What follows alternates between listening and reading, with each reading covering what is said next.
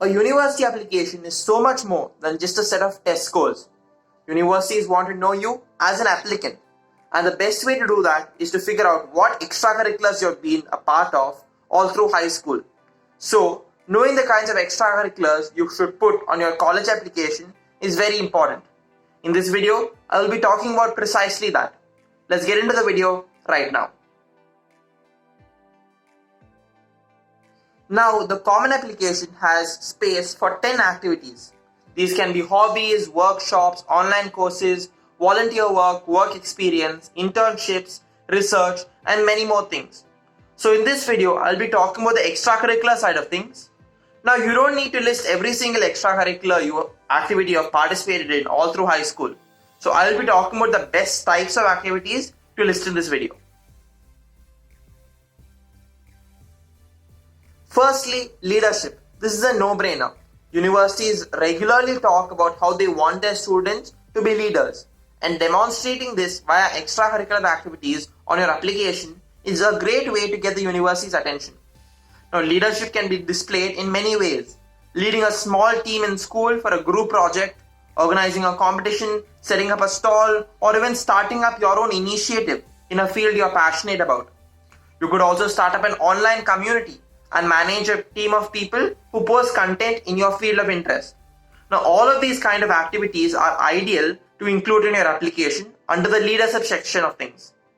So, leadership positions show colleges that you are comfortable with collaborating with others, that you are outspoken and that you are decisive, and that you are an effective communicator. Now, if you include leadership in your application, highlight an experience where you took charge and got something done. Now, whether it was big or small, it's all up to you to decide how important that aspect is in your application. But whatever you talk about, make sure to keep proof, at least in the form of pictures, so that you will be able to show an application officer or an admissions officer if ever need be. Now we go on to athletics and clubs. Now, universities look at these activities in a different light when compared to your leadership position. But the more important aspect, more than the activity itself, is your long-time commitment to it. Now, a long-time commitment to a club or a sport you have been involved in over all the years of your high school is a great activity to talk about on your application. It talks about all the hard work you have done over the long period of time. Plus, it also shows the universities that if you're interested in a field, then you will pursue it for a long period of time. Now, let's talk about internships. Yes, it is hard to find internships as a high school student, but it's not impossible. Now, internships at both a corporate company or at a non-profit are still very good on a college application. These are important for many reasons, but mainly colleges want to see a student who can pursue a non-academic project at the same time as their academic coursework and thrive in both of them.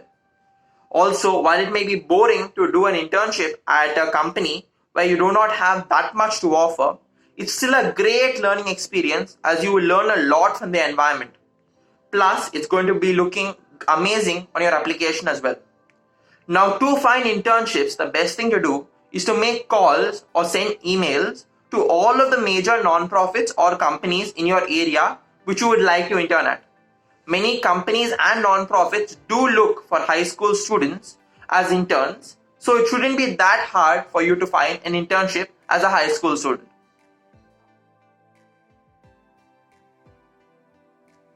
Now, community service is an often overlooked but very important aspect of the university application process. At a competitive university, a good amount of community service is a must. Now, community service is a great way to show universities that you can make a tangible difference. It shows them that you have the ability to collaborate, plan, and work towards the betterment of your community.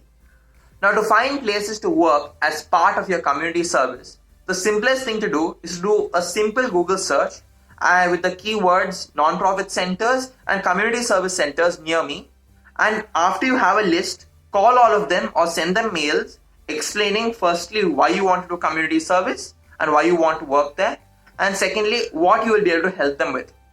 Many schools also do have community service activities that allow all of the students to work and complete their community service hours. You can highlight this in your application as well. Now, many community service centers and non-profits are actively looking for volunteers to help them out. So it shouldn't be that hard for you to find a place where you can work as part of your community service or as part of working for a non-profit. Now, let's talk about academic research. I've already talked about academic research on another video on my channel, and I've gone in depth on what kind of academic research is good and what is very important for university applications. So check that out for a lot more information. Also subscribe to my channel for more content based on the university application process and on standardized tests. But in short, if you plan to do any research at university in the fields of pure sciences, mathematics, social studies, or humanities, academic research is very important on your application. Academic research is very beneficial for many reasons. Learning how to research and cite and find credible resources, being able to write professionally, and producing undergraduate level research at a high school level are all skills that colleges value. Not only that, doing academic research and learning all of these skills can save you a lot of time in university as well. Now let's talk about a thing which a lot of students don't think about at all. A serious hobby. Now this may sound strange as universities don't really have a criteria for judging a hobby. But if you were to submit a hobby on your application, the hobby needs to be something that you have done properly and majorly over the past few years. Now it cannot be something passive like watching an anime or watching TV shows. And even though reading sounds really good and is often overused as a hobby, it isn't really very strong on a university application as most of the time it's passive. So unless you're reading properly for academic research or you're reading some set of books which you really want to mention on your university application, reading isn't really a good hobby to mention either. But your hobbies mainly can majorly be stuff like playing an instrument, origami, blogging, painting, programming. All of these things have been things which you have done actively over the past few years. Now you can do any of these things and list any of them as your hobbies on the common application activity section, but you need to be able to show passion and interest for your hobby. Now again, for every activity that you submit on the common app, proof is a must. Now if you play music, there are a lot of examinations you can take and certifications you can get. You can make videos of doing your hobby. You can have pictures or certifications from competitions of your hobby. Now, even if schools don't ask for proof during the application process, they may always ask for it later. So it doesn't hurt to have a good amount of proof with you. Thus, we see that your hobbies can have a large impact on your application. A good hobby with a strong set of extracurriculars could give you a much better shot at your top choice university than you think. Now, if you found this video informative, please like the video and share it with all your friends.